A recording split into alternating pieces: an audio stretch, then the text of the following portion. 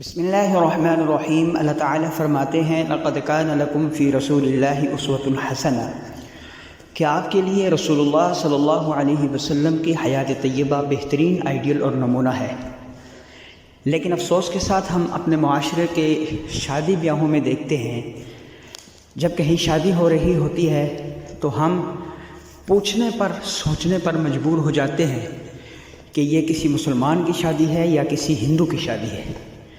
یعنی ہندوؤں سے ایک قدم آگے بڑھ کر تو ہم ہیں، لیکن اگر کوئی کہے کہ بھائی شادی کو نبی کریم صلی اللہ علیہ وسلم کی سنت کے مطابق کرے تو جواب آتا ہے بھائی کون سے دور میں جی رہے ہو۔